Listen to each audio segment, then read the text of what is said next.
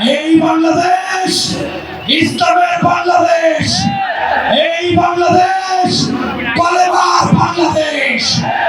এই বাংলাদেশে আগামী দিনে যাই ক্ষমতায় আসবে, ইসলাম বাদ দিয়ে, মুসলমানের ধর্মনীতি বাদ দিয়ে কেউ আসতে পারবে না, পারবে না, পারবে না।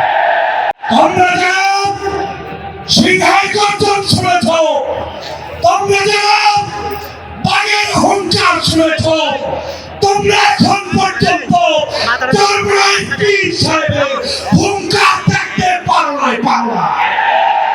বাংলাদেশের নাস্তিকবাদী দালালদেরকে হুঁশিয়ার উচ্চারণ করিয়ে বলতে চাই, এই বাংলাদেশে আর কেউ চরমরাই পীরকে চিনতে না পারলে পাঁচই আগস্ট শেখ হাসিনা চিনেছে এবং চেনার কারণে পালিয়ে গিয়েছে, পালিয়ে গিয়েছে।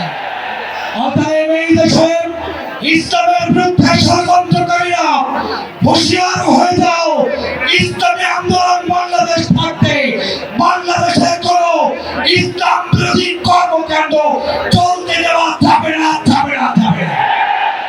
এই বাংলাদেশ ইসলামের বাংলাদেশ, এই বাংলাদেশ কলেমার বাংলাদেশ। এই বাংলাদেশে আগামী দিনে যাই ক্ষমতায় আসবে, ইসলাম বাদ দিয়ে, মুসলমানের ধর্মনীতি বাদ দিয়ে কেউ আসতে পারবে না, পারবে না, পারবে না। সমাবেত জনতা, আপনাদেরকে স্পষ্ট বলতে চাই, গত 16 বছর পর্যন্ত আওয়ামী লীগ জুলুম করেছে, অত্যাচার করেছে, নির্যাতন করেছে। সেই নির্যাতন সহ্য করে যারা মাঝপথে রাজপথে আন্দোলন করেছে, তার মধ্যে চরমরাই ইসলামী আন্দোলন ছিল কি ছিল না? যদি থেকে থাকে সমাবেত জনতাকে উচ্চারণ দিয়ে বলতে হবে, আগামী বাংলাদেশ কি ইসলামের বাংলাদেশ চান? চান? নারে তাকবীর, নারে তাকবীর। আমি সর্বশেষ একটি কথা বলতে চাই, আমাদের ঐক্যবদ্ধ থাকতে হবে বাংলাদেশ নির্মাণের জন্য।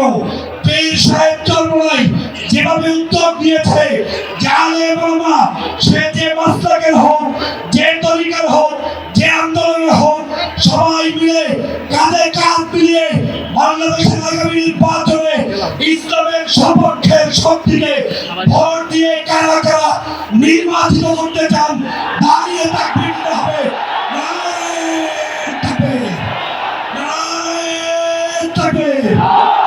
ইসলামী আন্দোলন বাংলাদেশ, কালে মাগো মুসলমান, পীর সাহেব চরমরাই। সবাইকে ধন্যবাদ। আল্লাহ হাফেজ।